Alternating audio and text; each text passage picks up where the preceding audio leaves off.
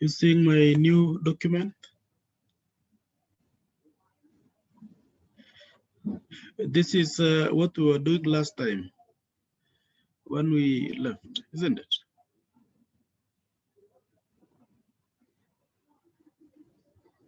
Yes.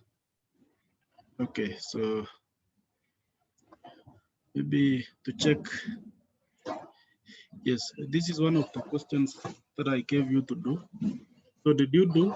And if you did, do you have any question on this? This is under linear transformation of random variables. Antonia, can you read for us this example, number 2?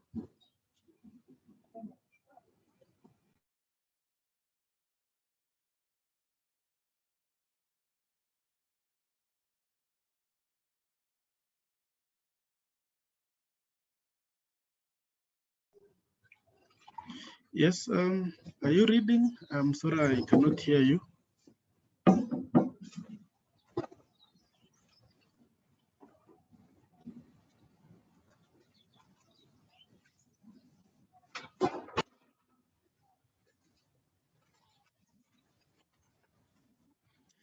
Hello, class. Can you hear me? Can somebody read for us this example number 2?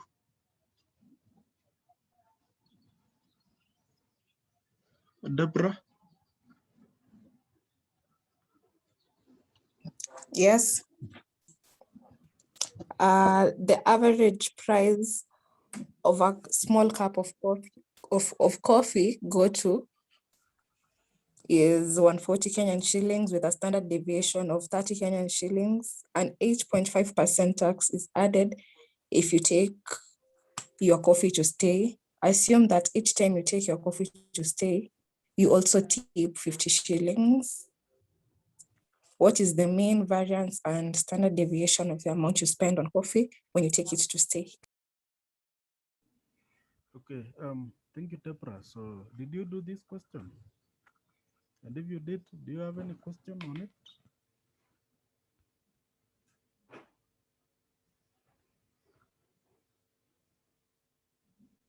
Hello. So this is a scenario where, for instance, if you are in Strathmore, in the cafeteria, there are two ways. You can either have a takeaway, or you can have your meal in the cafeteria. Okay, so I believe what this means is that this is a takeaway. Okay, so this is the average price of a cup of coffee, which is for a takeaway, with a standard deviation of 30 shillings. Okay, but if you take your coffee inside the cafeteria, okay, then there is this 8.5% tax that is added. Okay, so that means it's more expensive to take your coffee inside the cafeteria than to buy a takeaway, as far as this question is concerned. Okay, so we assume that every time we take our coffee in the cafeteria, then we spend another 50 shillings, maybe to purchase some, maybe a cake, a mandasi, or something like that. Just an extra expenditure if you decide to take your coffee in the cafeteria. So we are interested in finding the mean, the variance, and standard deviation of the amount of money you spend on coffee when you take it away, when you stay. Okay, that's when you take it inside the cafeteria. So that's my understanding of the question. So you can take a look at the solution.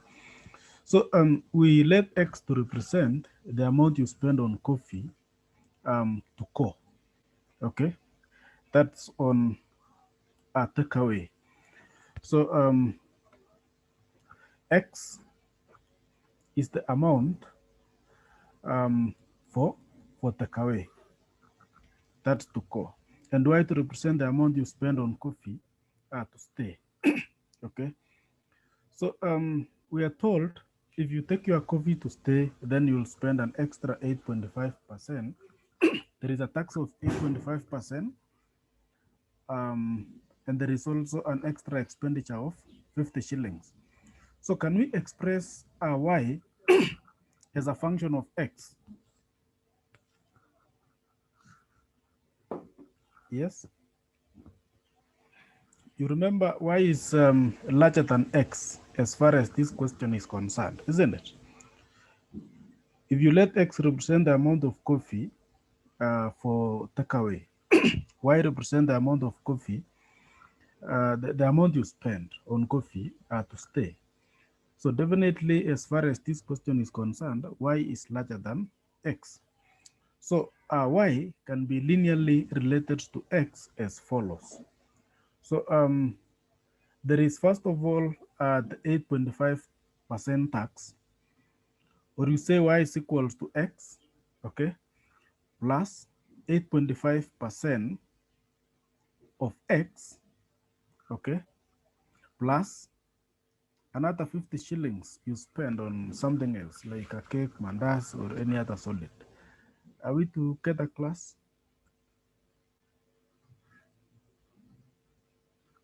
Yes? Yes. Yeah, look at this question here. An 8.5% tax is added if you take your coffee to stay, okay? That's on top of Kenya shillings 140, for instance, okay? Then every time you take your coffee to stay, then you also spend an extra 50 shillings, okay? So we can actually collect the like terms here. We can collect the like terms here so that we have, this is equivalent to, of course, this one is equivalent to 0.085x. Is that correct?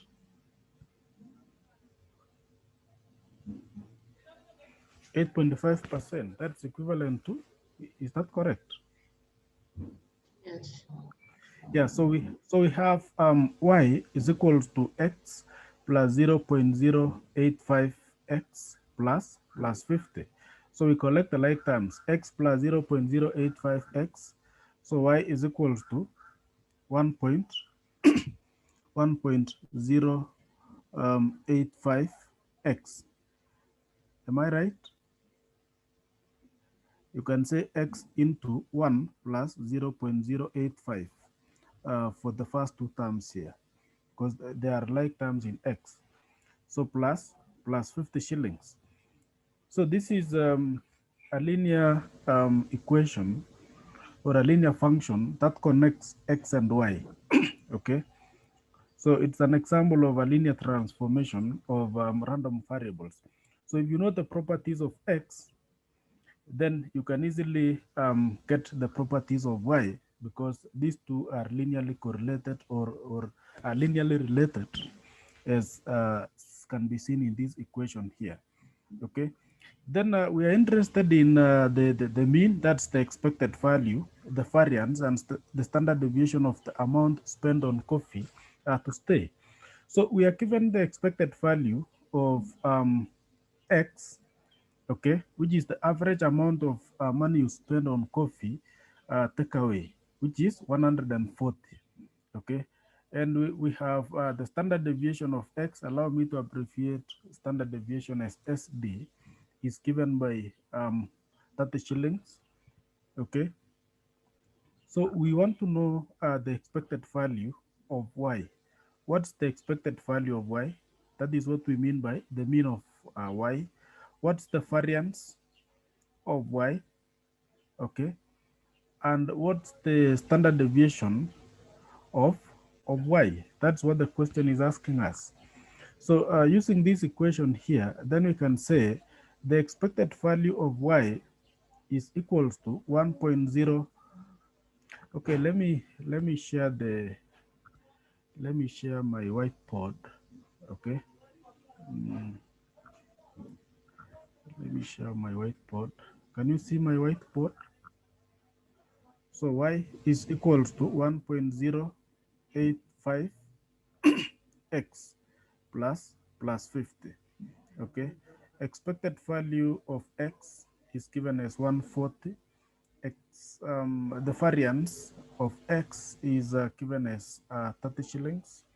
Okay, so we can say the expected value of Y is given by the expected value of 1.085 X plus 50. Okay, so we are going to use the linear properties of expectation to get the properties of Y. Okay, so if you remember properties of expectation, if you have expected value of Cx, where C is a constant, then this is given by C times the expected value of X.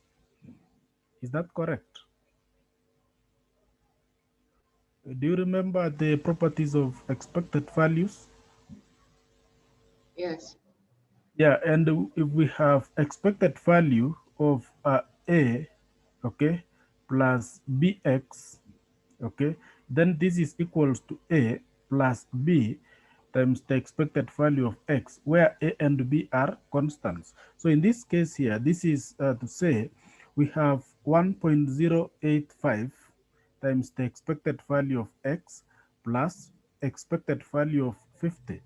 So expected value of a constant, say C, is a constant, if you remember.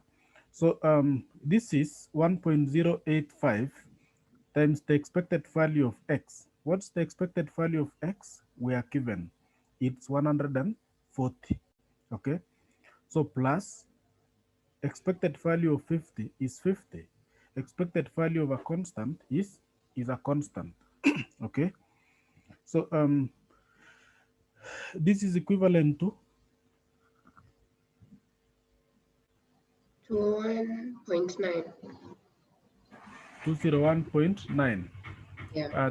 That is Kenya shillings. Yes. Okay. Again, we are required to get the variance of Y. So this is given by the variance of 1.085 X plus 50. Okay. So you remember the properties of variance. Okay. So I'm sorry for the noise in the background. So variance of Cx, okay, is equals to C squared times the variance of X, where C is a constant. Okay. Variance of AX plus B, where A and B are constants, is simply the variance of A squared. Is actually A squared times the variance of X when you look at the properties of variance.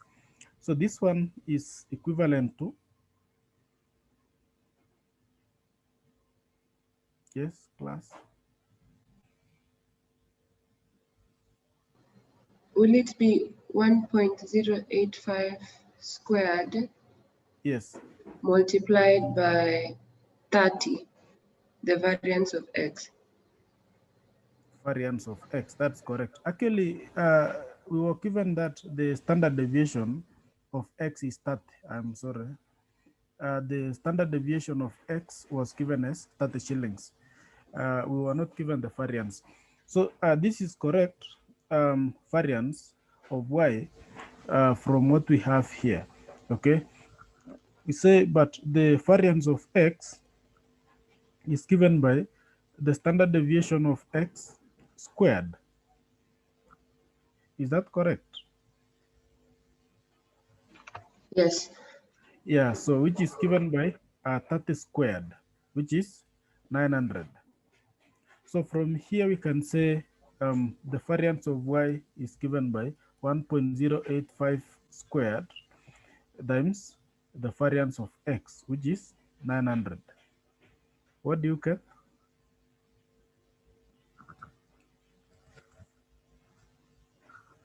You get 1059.50. Okay, thank you. 1059.50.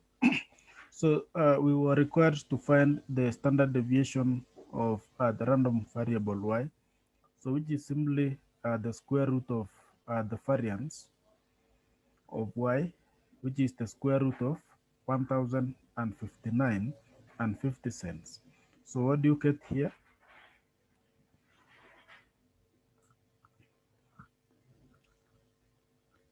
You get 30 something, isn't it? 32.55. 32.55. Yes, Eileen, you have a question? Yes, for the Okay. variance, why are we not adding the 50? This one. Yeah, this 50 here. Yeah, okay. So were you in class last week? Yes. Okay, so if you remember the what do we call the properties of variance? Maybe I should take you back to let me take you back to the properties of variance, or I can explain. Allow me to erase this. Yes, allow me to erase here, because from the properties of variance, if you can actually look at the proofs that we did last time and what I gave you additionally in the notes, then you realize that that 50 will simply disappear. Okay. Just a minute.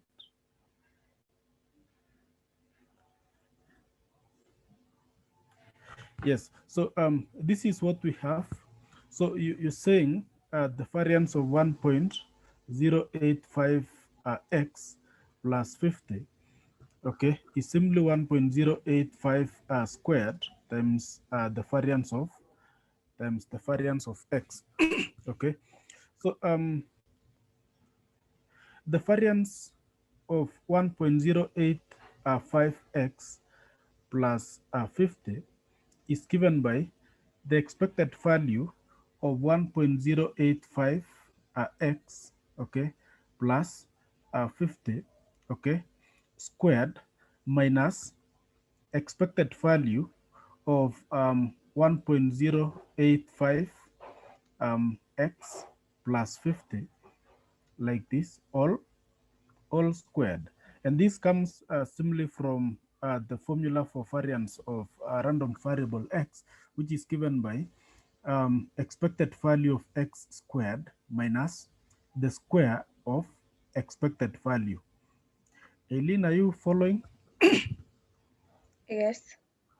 Okay, so allow me to continue erasing this to create space. Okay, we will definitely get back there. Okay, so we can deal with the first term, which is expected value of 1.085, okay, x. See, we square every term, okay.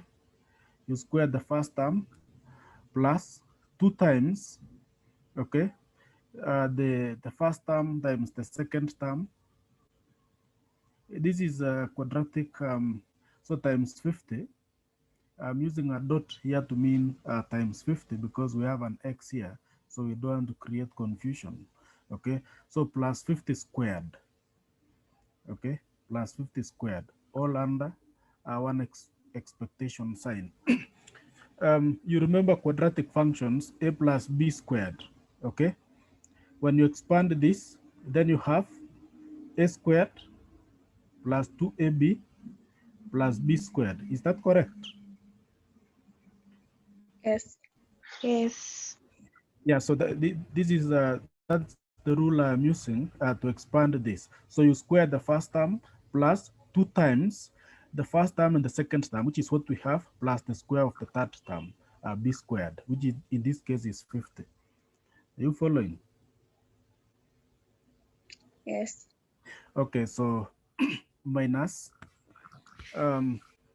So we also have here, when we expand these brackets here, then we have minus, let me use the curl brackets.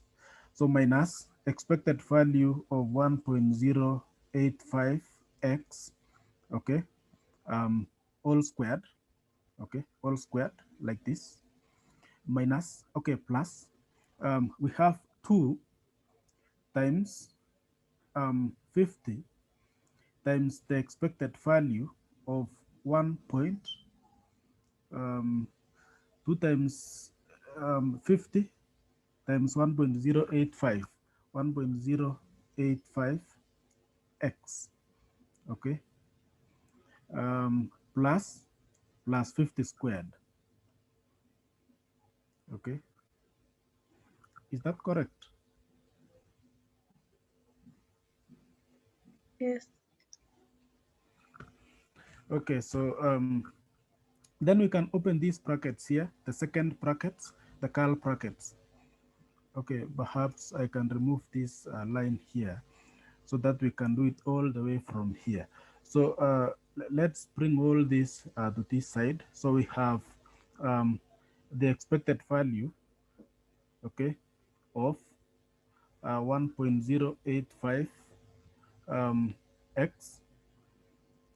We can square this, then we can also say x squared, but this one you can get the value from the calculator. So plus 2 times 50, 2 times 50 times 1.085 x here, okay.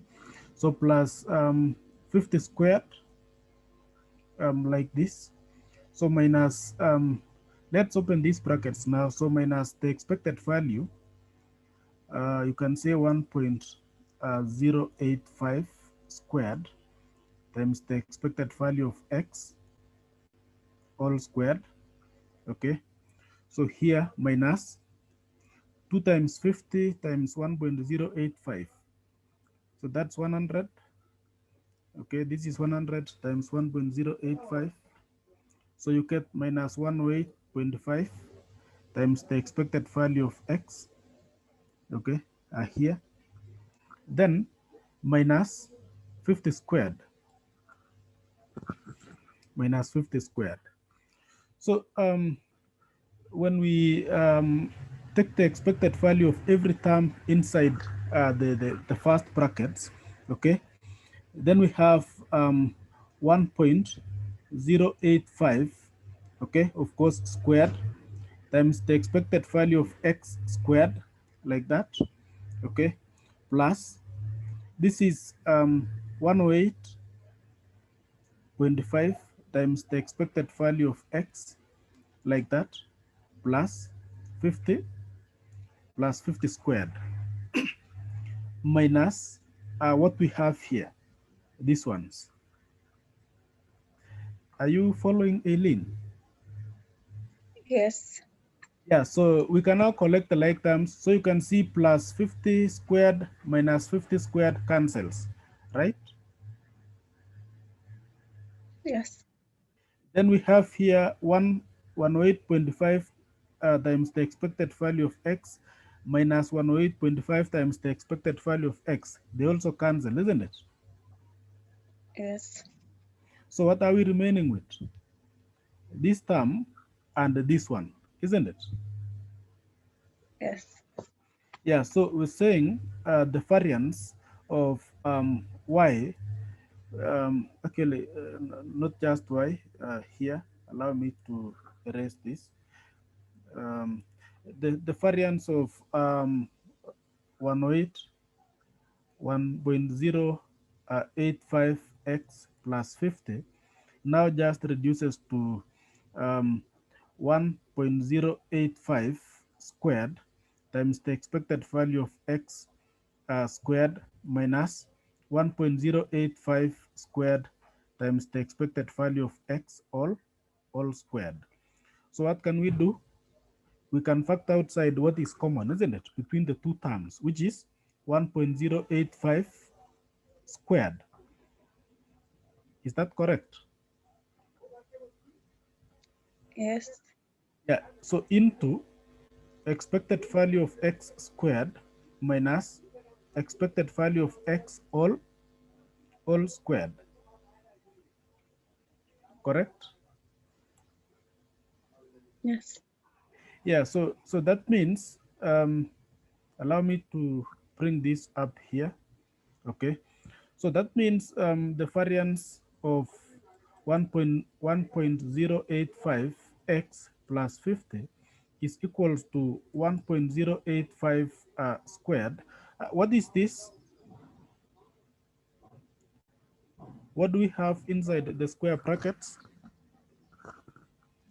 When we write like this, expected value of x squared minus the square of the expected value of x. This is the formula for? Variance.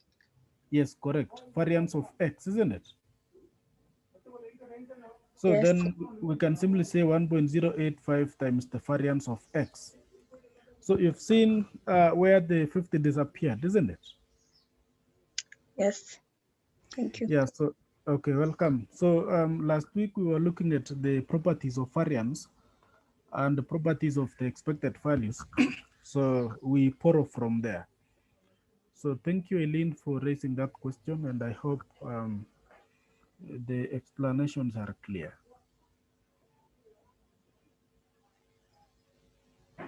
So allow me to go back to what we were doing here. So I think that's okay. Do you have any question, class? So these are the solutions. So you can take a look at your own time. Okay. Then we look at the, okay, this is an exercise for you. So Eileen, can you read this for us? The average price of a cup of coffee is 140 Kenya shillings with a standard deviation of 30 Kenya shillings. The average price of a fruit cake is 250 Kenya shillings with a standard deviation of 15 Kenya shillings. If you get a cup of coffee and a cake every day for breakfast, what is the expected value, variance, and standard deviation of the amount you spend on breakfast daily? Assume the prices of coffee and fruit cake are independent. Thank you. Very clear. So you can discuss this exercise later, but I've given you the solutions. Okay. So if you come across any difficulty, you can consult the solution. If that is not enough, then you can let me know. Then there is another exercise here. So can somebody read for us this exercise number 2? Aaron Kichane. Okay, so a company has 5 taxi cars in its fleet. Historical data shows that the annual fuel cost for each car is on average $2,154 with a standard deviation of $132. What is the mean and standard deviation of the total annual fuel cost for this fleet? Yeah. Okay, thank you, Aaron. Very clear. So again, you can have a discussion around this and let me know if there is any problem. But then I've given you the solution. So before you open the solution page, kindly give it a try first. So that's actually introduction to random variables, what it is, and some of the properties of the random variables, discrete and continuous. So we're going to look at something else, what we call the moment generating function, which is a technique which will allow us to look at the properties of random variables with ease or easily, if you like. Okay, so that after that we can then look at the different types of probability distributions emanating from the two random variables, discrete and continuous. So with what we call the moment generating functions, normally abbreviated as MGF. Okay, so this one will enable us to find the properties of random variables like expected value, variance, and standard deviation if you want. Okay, so it's an additional way of looking at these properties. Okay. And I believe this is not the first time you're coming across the word moment, the moment of a random variable. That was also done in kurtosis and skewness. So we're saying, given a random variable x, okay, then the kth moment of x is given by the expected value of x to the power of k, which is equivalent to the summation of all the values of k from negative infinity to positive infinity, x to the power of k times the probability mass function of x. Okay, so just a reminder, when you recall what you did in skewness and kurtosis, the first moment about the mean, what do we mean by saying the first moment about the mean, the second moment about the mean? So arithmetic mean, for instance, x bar, which was given by 1 over n, the sum for all the values of I from 1 to n of xi, okay? Then when you say the earth moment about the mean, or the first moment about the mean, written by mu sub 1, okay? This is given by 1 over n the sum xi minus x bar, which is actually 0. So the first moment about the mean is 0, because you can see here this is 1 over n the sum of xi minus x bar is actually by definition what we have here. So you can see clearly how this one is giving us a 0. The second moment about the mean is what we call the variance, and that is given by mu sub 2, which is 1 over n the sum for all the values of I from 1 to n xi minus x bar squared. Okay, so the third moment about the mean, which is a coefficient of skewness, was given by mu sub 3, which is 1 over n the sum xi minus x bar raised to power 3. Okay, so just a recall or a reminder, so don't worry. So we're saying the kth moment about moment of x, random variable x, when x is a discrete random variable, is given by what we have here, okay, where px of x, or probability that the random variable x is equal to the small x, x is the PMF of the random variable x. So we simply multiply x to the power of k times the PMF if x is a discrete random variable. Okay, this is what we call the kth moment of x. So if k is equal to 1, then we are talking about the expected value of x to the power of 1. Okay, which is the sum for the given values of x to the power of 1 times the probability mass function. Okay, like this. So in other words, this is simply to say expected value of x raised to 1 is just x, which is the sum x times probability x is equals to x. So by definition, what is this class? That's the expected value of x, isn't it? Yes. If you look at the formula for the expected value of x, so if k is equals to 2, then we are talking about the second moment of x. Okay, then you say this is given by expected value of x squared, which is the sum x squared, what we have here, times the PMF of x. When k is equals to 3, then we are talking about the third moment of x, which is the expected value of x squared, x cubed, which is the sum x cubed, what we have here, times the PMF of x. Is that clear, class? Yes. Yes. Yeah, so that is when x is discrete. So when x is continuous, then instead of summation, we are doing what? We are integrating. So that's the only difference. So, sorry. So expected value of x is given by, actually, there is supposed to be an x here, x to the power of k. I'm sorry, I'm going to do that correction. Okay. So that when we are talking about the second moment about the mean, when x is discrete, okay, or the second moment of the random variable x, when x is continuous, then we are talking of expected value of x squared, which is the integral from the lower limit to the upper limit, okay, x squared times the PDF of x. So PDF here means probability density function, okay. In place of a discrete random variable, we call it the PMF, probability mass function, okay.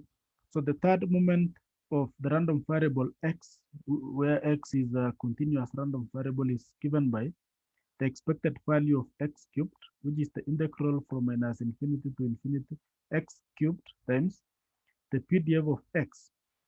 So this PDF f of x can be, if x is a normal random variable, then f of x is the normal, the PDF for the normal distribution.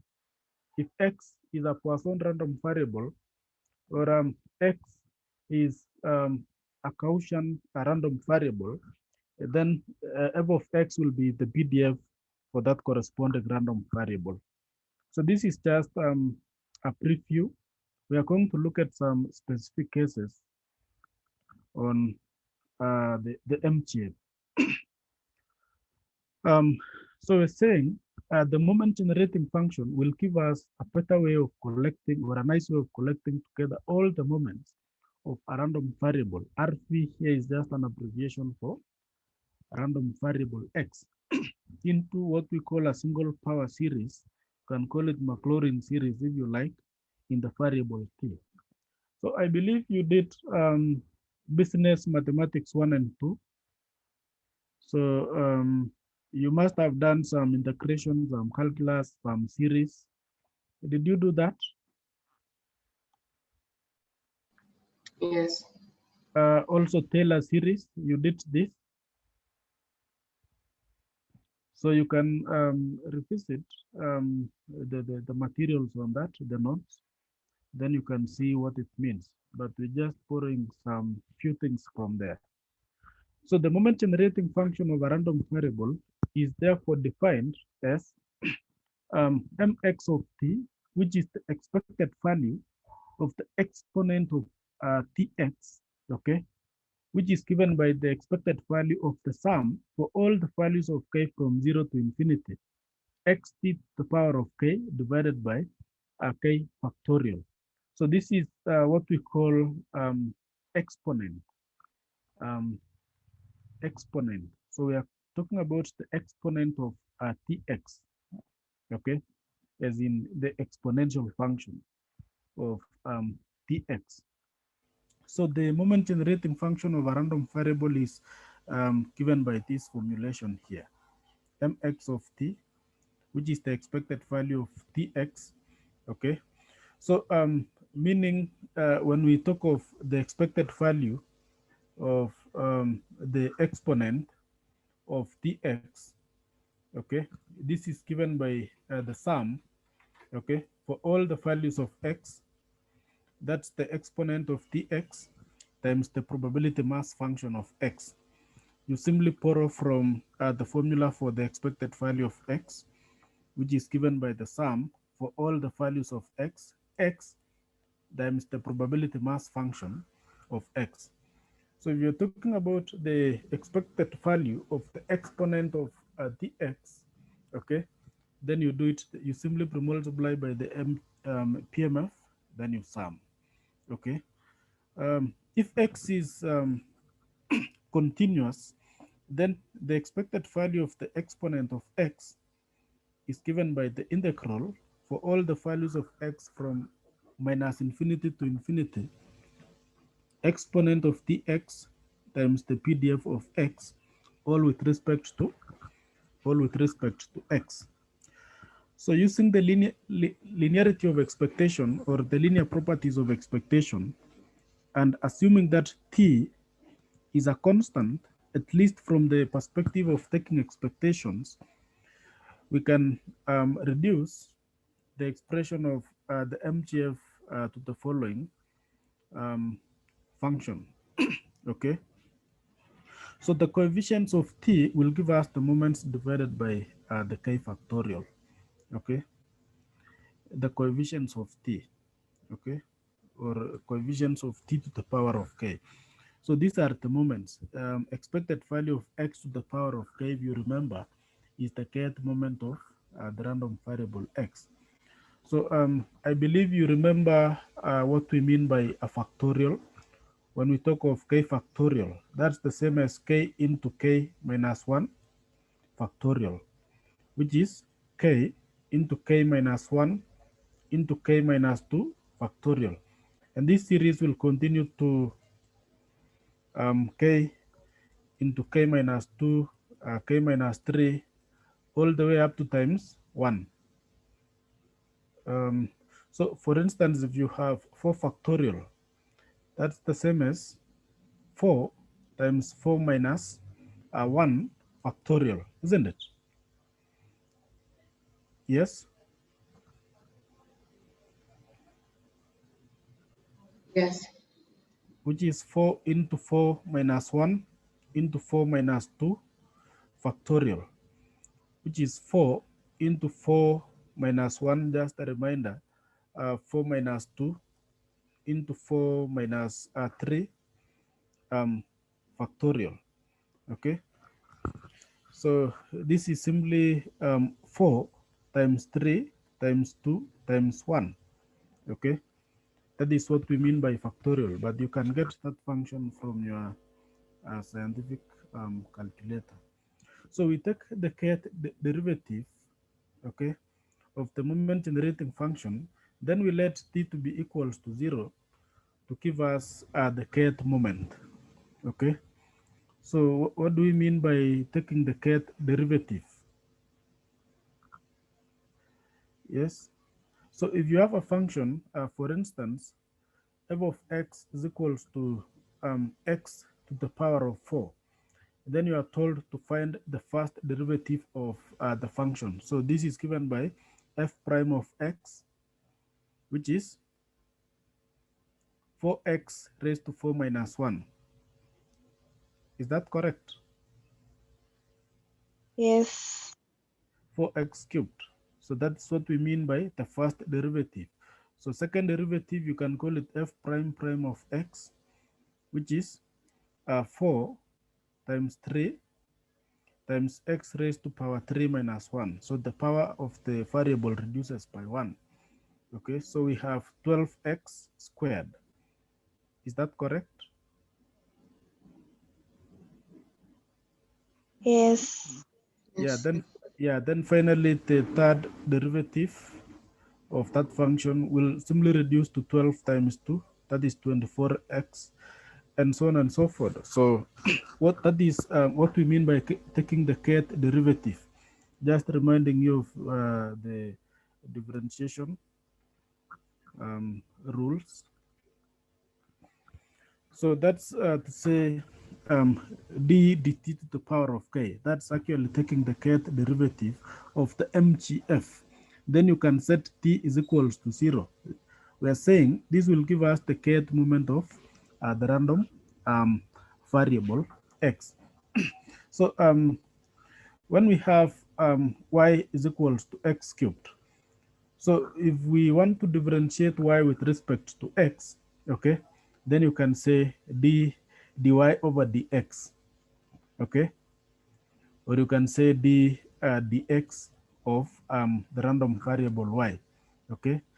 So what we mean by d dt of k, that simply means taking the kth derivative of the MGF, and this is abbreviated as mu prime of k, which is equals to the expected value of the random variable x to the power of k. Okay, so I know some of these derivations may not be very friendly, but we are not so much interested in that. We are interested in how to use this to get the expected value and the variance of the random variable x or y or any other random variable. So This is the kth derivative of the moment generating function mx to the power of k of t. This is the kth derivative of the moment generating function, which is given by d to the power of k dtk of the expected value of tx. So it's no different from, this one is no different from saying d dt to the power of k of mgf, which is given by the exponent of dx. So no different, just the notations, okay, which is simply the expected value of the exponent of tx times the kth moment of the random variable x. So when t is equals to 0, then we can get the expected value of x, but we can also get the other values of this for different values of k. Okay, so from your Taylor series expansion, or from your calculus 2, you can recall the exponent of dx. Can you recall the exponent of dx? Okay, even from your SMP tables, if you have, you're normally given the exponent of x. This is what we call the exponent of x, e to the power of x. Okay, this is equivalent to e to the power of x, yes, raised to 0 by 0 factorial, okay, plus exponent of x to the power of 1 by 1 factorial, plus that series continues like that. I'm not sure if you remember that. Have you ever come across the expansion of x, exponent of x?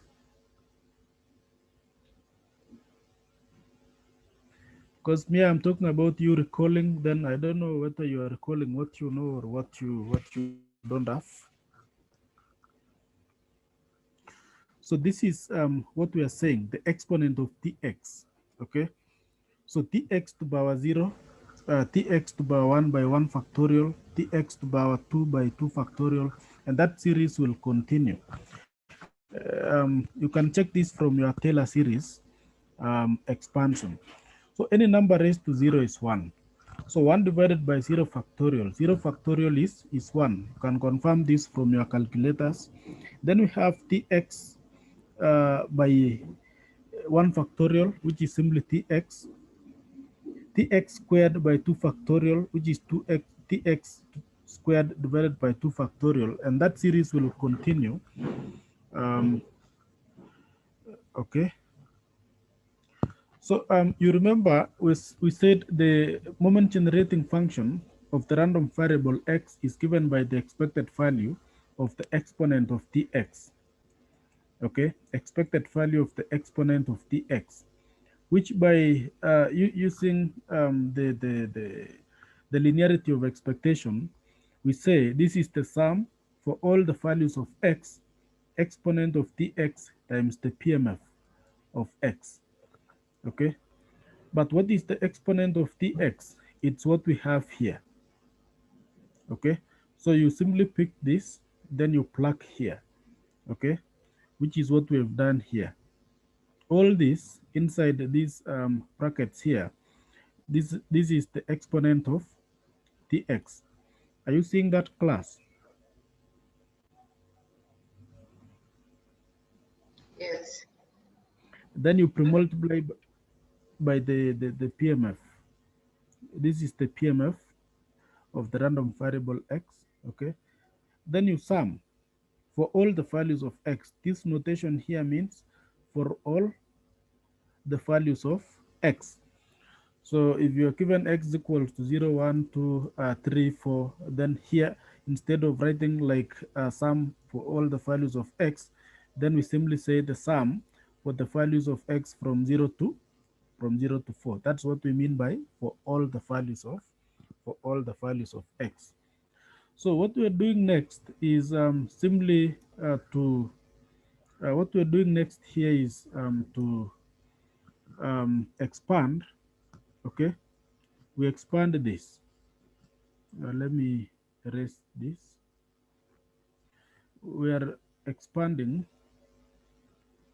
So we multiply the PMF by every term inside these brackets. So 1 times PMF of X, then we have that PMF of X. Then we have Tx times the PMF of X. So Tx times probability that X is equals to X. And remember, there is the summation here for all the values of X. So since T is assumed to be a constant, then you can take it outside the summation sign. So you have T, the sum for all values of X, X times the PMF of X. You understand? Yes? So this one is equals to this. You simply take T outside the summation sign. That's what we have here by multiplying this term and the PMF. Are we together? Yes. Yeah, then here, the third term, you have T squared, X squared divided by 2 factorial, okay? So you can take outside T squared over 2 factorial because that's a constant. Then you can multiply now the summation of X squared times the PMF. So which is what we have here, X squared times the PMF of X. Okay, then you can sum for all the values of X. So same case to the third one, and this series will continue indefinitely. Okay, so that's an example of the Taylor series expansion. So therefore, the moment generating function of X, okay, is given by. So let me ask you, what is this? What is this class? What value is that? Do you remember? 1. Okay, thank you. It's 1. This is from the properties of PMF. Okay. 1, we said all the probabilities are defined between 0 and 1. Okay. Number 2, the sum for all the values of X of all the probabilities, that sample space is equals to 1. So when you look at the first term here, that's actually 1. Then here, what do we have here? By definition, what is this?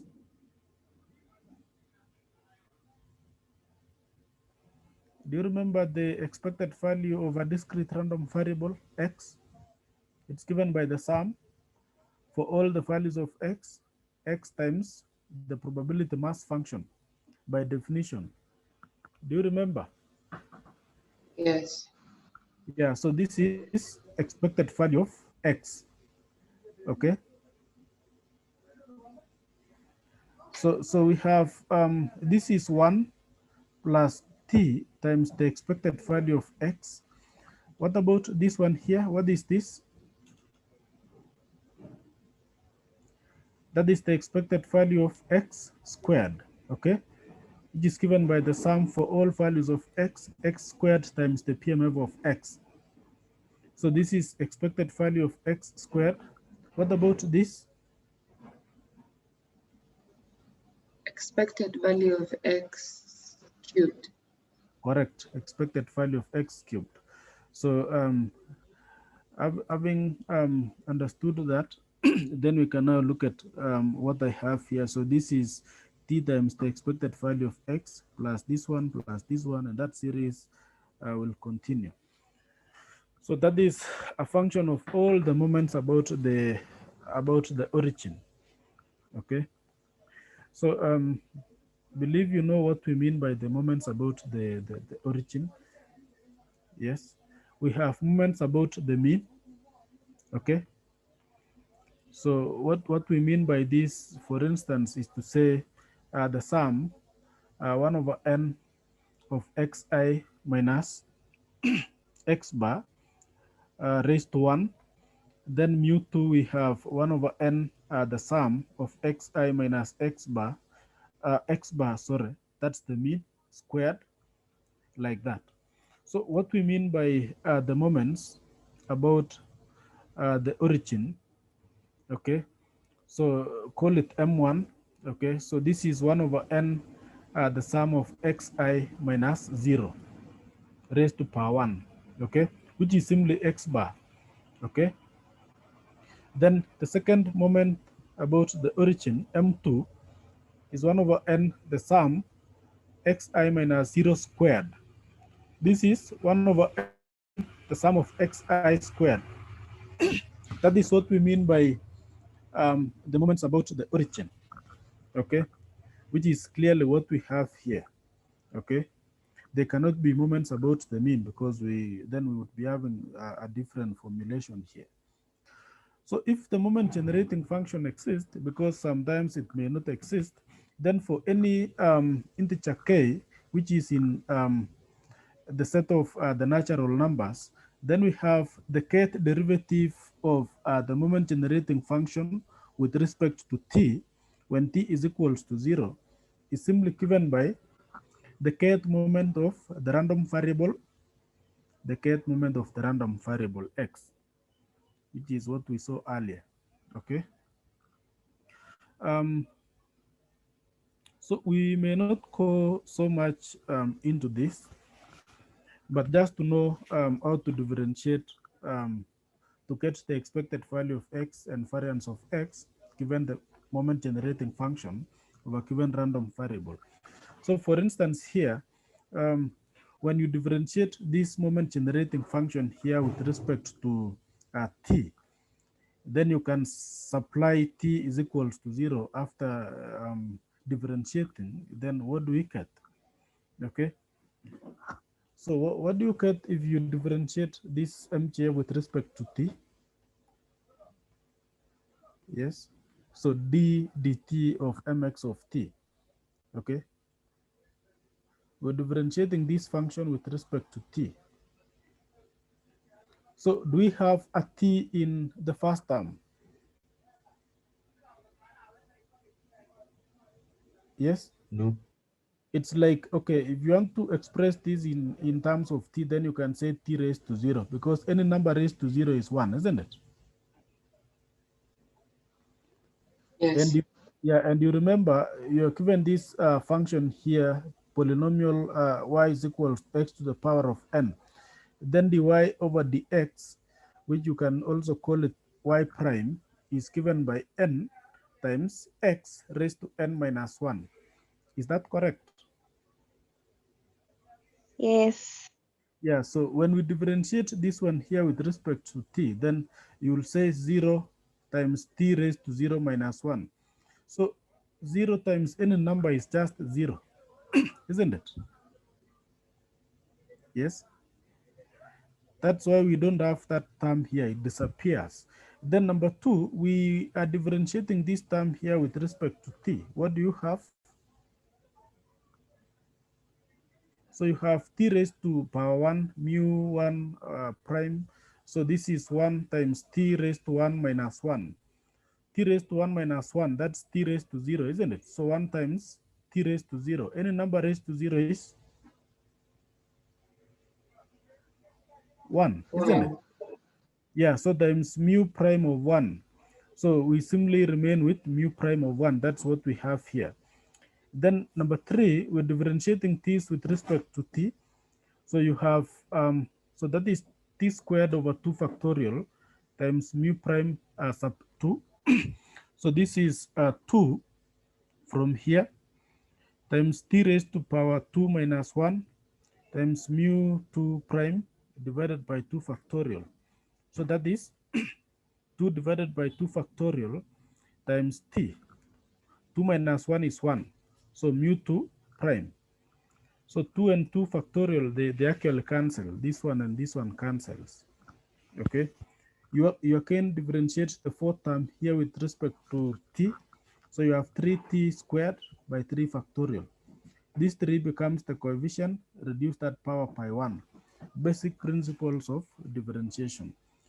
So after doing that, then when t is equals to 0, okay, when t is equals to 0, then mx of t will reduce to, that will give us mu1 prime. That's when t is equals to 0. So you multiply here by 0, multiply this one here by 0, multiply by 0. So all these terms simply disappear. They reduce to 0, isn't it? And this is the only term that remains. Are we together? Yes. Yeah, so that is what we call the expected value of x.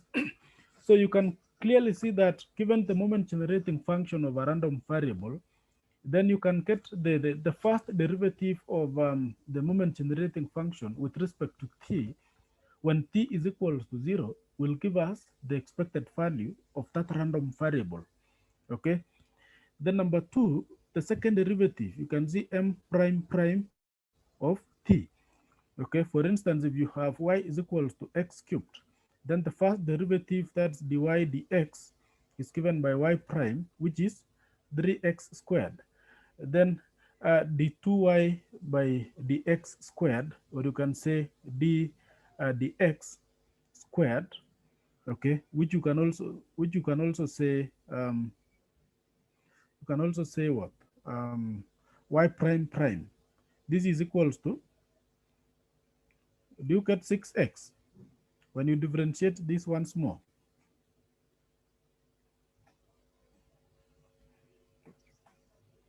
Yes. When you differentiate this once again, what do you get? You get 2 times 3 times x raised to 2 minus 1. So this is 6x raised to power 1, 6x. Is that correct? Yes. Yeah, so I'm simply using that numerical example to explain what we are doing here. So here we are getting the second derivative of MGF. So we're differentiating the first derivative once more. Okay, so this is what we have. This is the first derivative. So we are differentiating once more with respect to x. So we get m prime prime of x of t. Okay, this will give us mu1. Of course, this one disappears because we don't have a t there. Okay, so this is equivalent to, you differentiate this once again. What do you get? You simply get 2 over 2 factorial times mu 2 prime, because t raised to power 1 minus 1 that will reduce to t raised to power 0, which is 1, plus we differentiate this with respect to t. So 2 times 3, okay, times t raised to 2 minus 1 by 3 factorial mu 3 prime. Differentiate this term once more. So this 3 becomes the coefficient here. So you have 3 times 4 t raised to power 3 minus 1 by 4 factorial mu 4 prime, like this. So when you simplify, 2 and 2 factorial cancels. So you get mu 2 prime plus 6 divided by 3 factorial. What do you get? Okay, anyway, you can leave it at that. 60. Okay, we can say 6 by 3 factorial t to the power of 1, which is what we have here, t to the power of 1, plus 3 times 4 is 12, isn't it? By 4 factorial t squared. T. Yeah, 3 minus 1. Then you have mu 4 prime. So, but now when t is equals to 0, okay, then we have m prime prime of x when t is equals to 0, okay? So this is how we write. So in place of t, you write 0. Then we remain with mu 2 prime. Because you multiply this by t, it reduces to 0. Multiply here by t, it reduces to 0. Are we together? Yes. Yeah, so the reason why we are looking at the second derivative is to be able to find the variance of the random variable x using the MGF technique. So the variance of the random variable x using moment generating function technique is given by the second derivative of the moment generating function when t is equals to 0 minus the first derivative of the moment generating function of x, okay, first derivative of the moment generating function of x when t is equals to 0, all squared, all squared. So this is the formula for variance.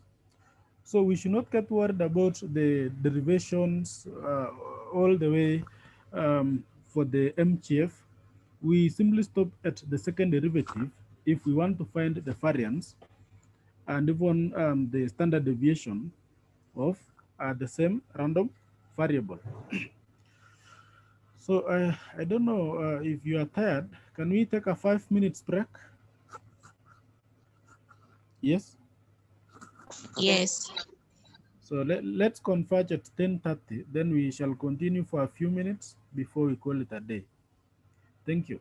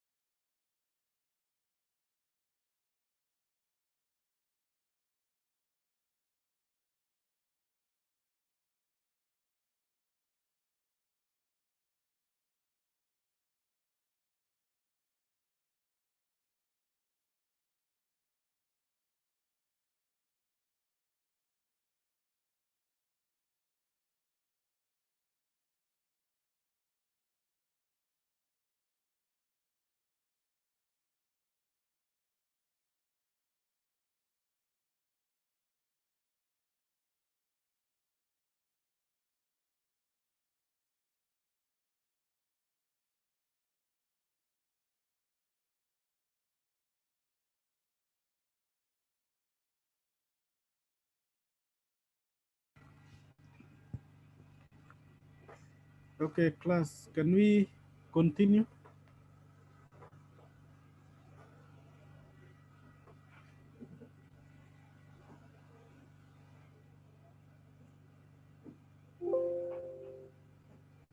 Can we continue?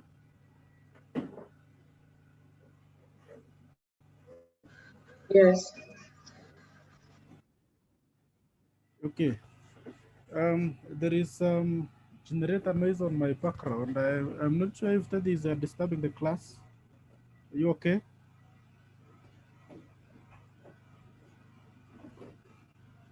Yes. Okay. Thank you. It's now off, so we can proceed. So we said MCF is one of the techniques of getting the properties of random variables. So you remember the expected value of X is given by the sum for all the values of X times the PMF of X, okay? So using the MGF technique, moment generating function technique, then the expected value of X is given by the first derivative of the MGF when t is equals to 0, okay? Then that will give us the expected value of the random variable X.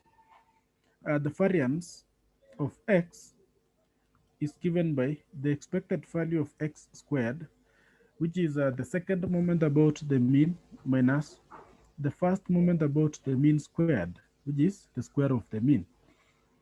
Using the MGF technique, the variance of the random variable X is given by the second derivative of the MGF when t is equals to 0 minus the first derivative of the MGF when t is equals to 0 all squared, okay? So this is just an example. Given that the moment generating function of a random variable X is given by this expression here, or this equation, we want to find the mean and the variance of Y, okay? So what is the first thing we are going to do? We differentiate this function once. Then we substitute when t is equals to 0, okay? So we can say the expected value of Y is given by the first derivative, okay? The first derivative d dt of my of t, that's of the mgf of y, okay? That is when t is equals to 0, okay? Which you can say this is m prime y when t is equals to 0. So that simply means we have to differentiate this function with respect to t, okay? So what do we get? My prime of t, when we differentiate with respect to t, remember this is an exponent, okay? So that's 1/6 exponent of t plus, we differentiate the power. Do you remember the differentiation of exponential function? Y is equals to the exponent of, say, 2x, yes? And you want to get dy dx. What do you get? First of all, you let u be equals to 2x, the power of the exponent. Then du over dx, you differentiate u with respect to x. What do you get? U, 2. Is that correct? Yes. Then here, so here you will say you have du over dx, okay, times the exponent of u, if you let 2x to be equals to u. So what is du over dx? 2, isn't it? You understand this one here? Are you seeing what I'm writing? Yes. Yeah, so times Excuse me, sir. yes, you're excused. Please repeat. I repeat from where? Where you started, let u is equals to 2x. Oh, okay, okay. That's what we call differentiation by substitution, isn't it? Okay, no problem. Let me repeat. Okay, so allow me to erase all this. Let me erase all this. Then remember we were dealing with the function just as an example. Okay, y is equals to the exponent of 2x.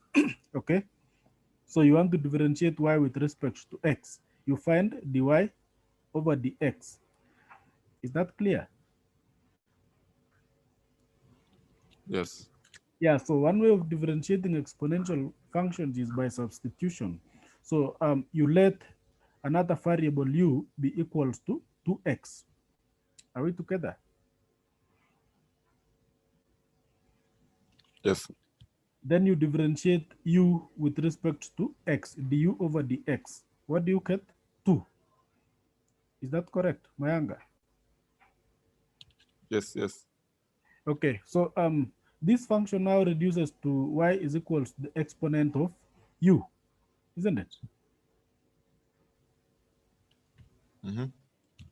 Yeah, so we're saying now dy over dx, okay, dy over dx is given by du over dx, okay, times dy over du. Because you know, if you let u be equals to x, then y is equals to exponent of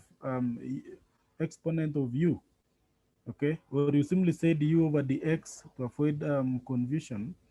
You simply say du over dx times the original expression, exponent of u.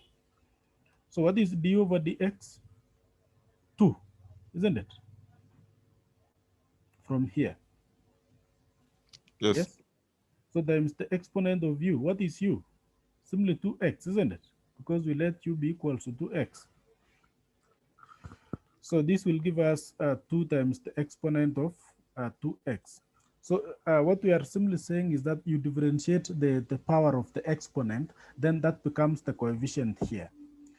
What is the coefficient of, how many t's do we have in this function here? E to the power of t, that's 1t, isn't it?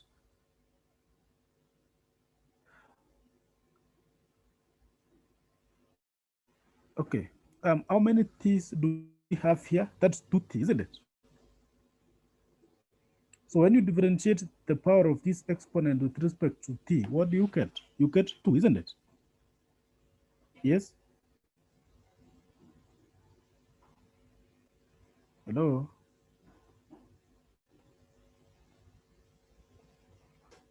Class, are you with me?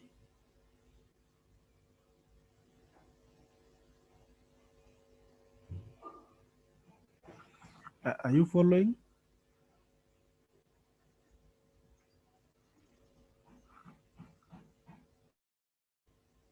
Yes, Atre?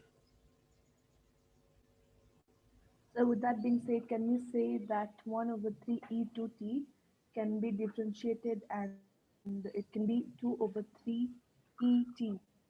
Very correct. It's 2 over 3 exponent of 2t. The power remains the same when we are dealing with exponential functions. You can see what happened here. We retained 2x, isn't it? Yeah. Okay, yeah. Yeah, so plus the last one, we differentiate the exponent here. I mean the power of the exponent with respect to t. What do you get? 3 over 2. Very correct. So you get 3 here, so times a half. So you get 3 over 2 times the exponent of 3t. The power of the exponent remains unchanged. Okay? Yeah. Yeah. So now we're saying when t is equals to 0, then the first derivative will give us what? When t is equals to 0 in the first derivative, what do we get? 1 over 6 exponent of 0 plus 2 over 3 exponent of 2 times 0 plus 3 over 2 exponent of 3 times 0. So what do we get?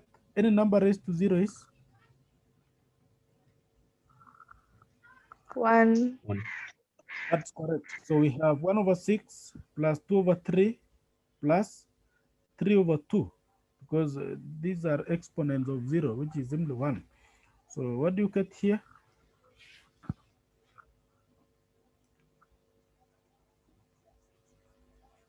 Yes. What do you get? You're simply adding the fractions. 7/3. 7/3. That's the expected value of y. Okay. Because we said the first derivative of MTF of y when t is equals to 0 is simply the expected value of y, okay, which is 7/3 in that case. Then we want to get the second derivative of the MTF, what we have here. So we're differentiating the first derivative once more. This is the first derivative. Let me write here. Okay, the first derivative is given by 1/6 exponent of t plus 2/3 exponent of 2t plus 3/2 exponent of 3t. So the second derivative will be, we differentiate the first derivative once more. So the first term will give us what class? When you differentiate t with respect to t, you get 1, isn't it? So that remains exponent of t times 1/6 plus, we differentiate this term here with respect to t. So we're differentiating the power of the exponent with respect to t. What do you get here? 4/3e 2t. Yes, correct. 2 times 2, which is 4/3 exponent of 2t plus, we differentiate 3t with respect to t. What do you get? 9/2. Correct. 3 times 3, which is 9/2 times the exponent of 3t. When t is equals to 0, then the second derivative will give us 1/6 exponent of 0 plus 4/3 exponent of 0 plus 9/2 exponent of 0. Any number raised to 0 is 1. So e raised to 0 is 1. So you get 1/6 plus 4/3 plus 9/2. What do you get when you sum?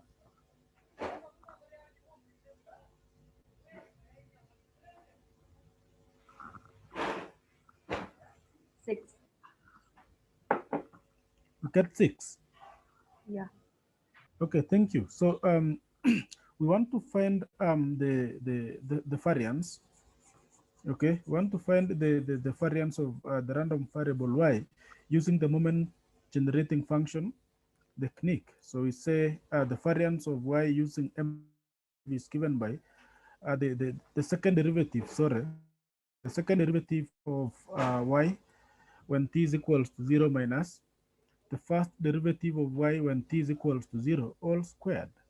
Okay, so the second derivative you said is 6 minus the first derivative when t0 is 7/3 squared.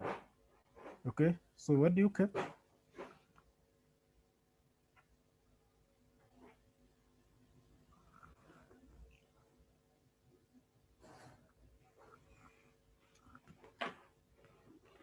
Five over 9. 5/9. Yes. So that is the variance. That's the variance of the random variable y. So I believe that is the correct. Yes, it's 5/9. That's the correct solution. It's 5/9. Okay. So you can look at example number 2. Look at example number 2. Then next time we can discuss together that example as we look at other exercises. But there are other exercises for you. There is example 3, then example 4, quite a number of examples. So what I'll do, I'll ask you to look at these examples in advance, then we can look at them together in our next class. Is it okay for you if we call it a day at that point?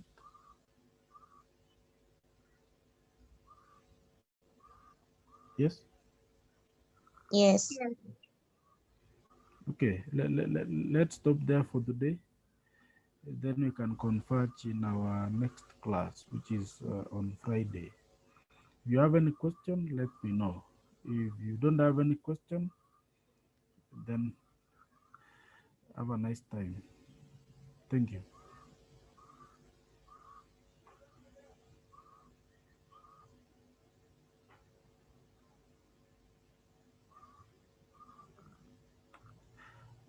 Then you can access the materials on e-learning, including the recordings for the previous class. The materials are already on e-learning. Okay.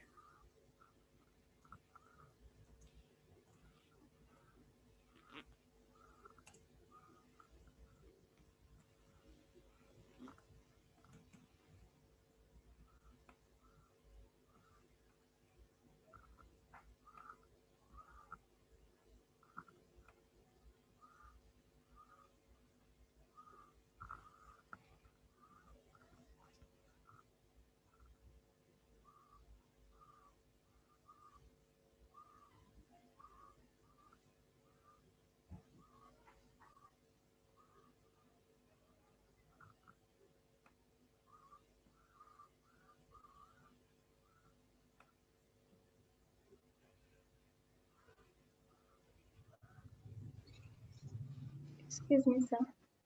Yes, very good. I have a question. Yes.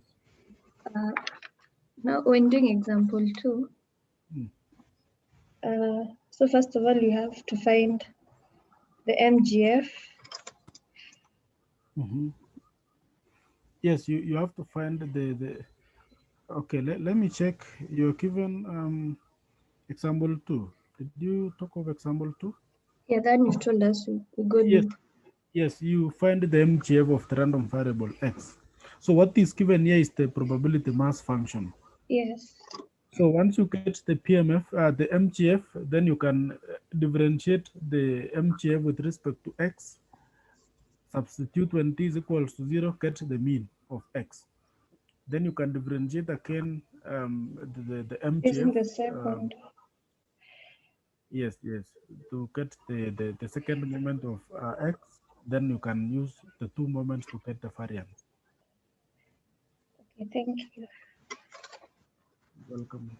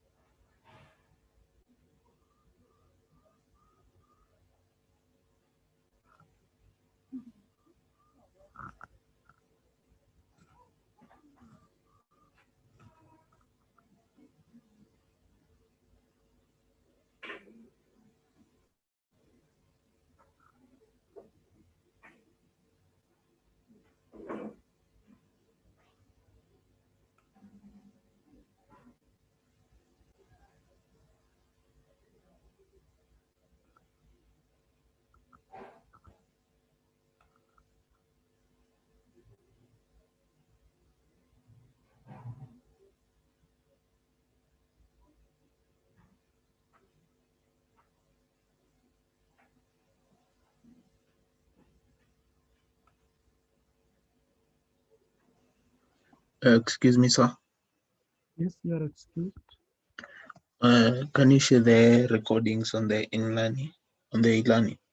Yes, I've actually posted now the recording for the first class. Oh, okay. Yeah, I'm actually updating them. But for today, I think so before the close of business today, the recordings for today. That's fine. It's okay. Okay, Thank you. welcome.